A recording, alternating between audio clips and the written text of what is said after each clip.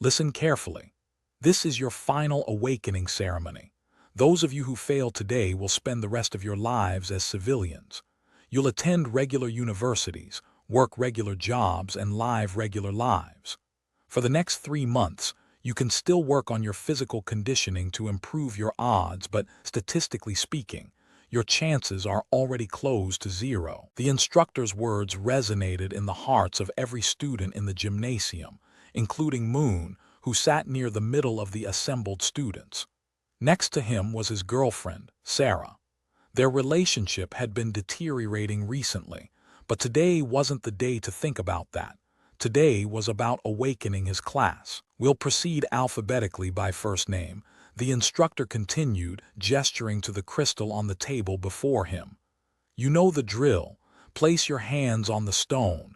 If you've awakened, it will respond. If not, you know your fate. Aaron Wells. A boy from the front row stood, his legs visibly trembling as he approached the podium. Moon watched as Aaron pressed both palms against the stone's surface.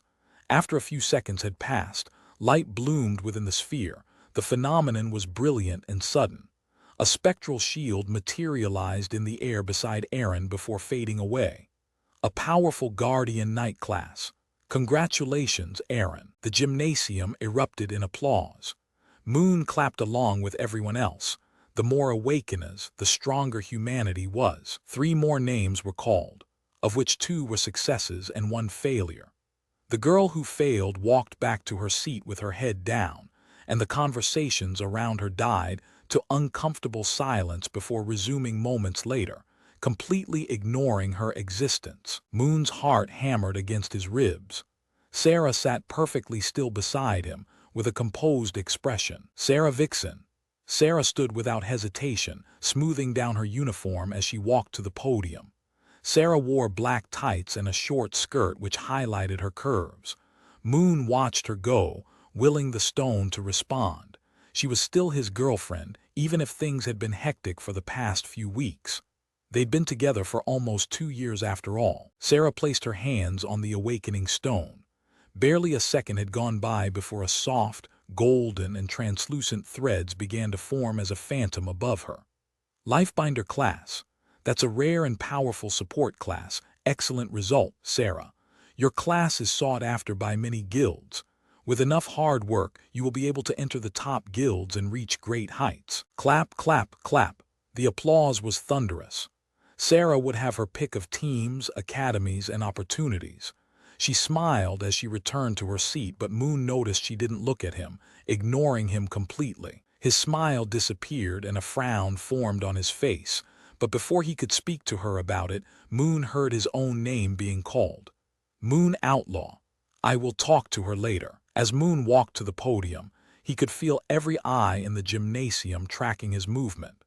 The awakening stone sat on the table, still faintly glowing from the previous student's success. Moon stopped before it, staring at his own reflection in its shiny surface. Moon pressed his palms against the stone, which was cool to the touch and smooth like glass. Moon waited, focusing everything he had on that single point of contact, trying to feel something, anything that might indicate a response. The stone remained unresponsive under his hands, its light neither brightening nor changing. The seconds crawled past rather quickly before the instructor sighed, shaking his head. That's enough. Understanding dawned Moon. Instructor, give me just a moment. Moon stepped back. The instructor spoke with a harsh tone. Moon's hands fell away from the stone. Awakening failed. Next, Natalie. The instructor called out. As Moon walked back to his seat, the instructor looked at his back with hidden pity. Sigh, he's an orphan and a null. He will struggle in life. Null was what they called people who failed all their awakening attempts. People with null potential and dim futures. Moon kept walking, his vision tunneling. He found his seat and sat down. Sarah looked at Moon, the way someone might look at a stranger who'd stumbled in front of them on the street. Her expression was perfectly composed, but in that moment, Moon understood with absolute clarity that whatever had existed between them was already over. She'd just been waiting for confirmation that he wasn't worth the effort of a proper goodbye. Sarah turned away, redirecting her attention to the podium, where the next student was approaching the awakening stone. Moon sat in his seat and stared at nothing in particular, the instructor's voice calling out more names fading into background noise. Around him, the ceremony continued. More successes, more failures, more futures being decided in the span of seconds. The voices around Moon had become distant, underwater sounds that barely registered, until one voice cut through the fog with perfect clarity. "Sarah, want to join our party?" Marcus stood at the end of their row, one hand extended politely. Hearing the proposal, Sarah's expression remained neutral, but after a pause that lasted just long enough to seem deliberate, she accepted his hand and stood. "We could use someone with your talent and wits," Marcus continued, his smile widening. "Adrian's already confirmed he's joining. Lena and Mark, too. With you as our life-binder, we'd have one of the strongest compositions in the entire academy. We will do amazing in the first sanctuary." Moon watched Marcus's face, cataloging every detail of that self-satisfied smirk. Rich second-generation trash. Moon's expression became cold. Their eyes met for a fraction of a second. Moon's expression was flat, offering nothing.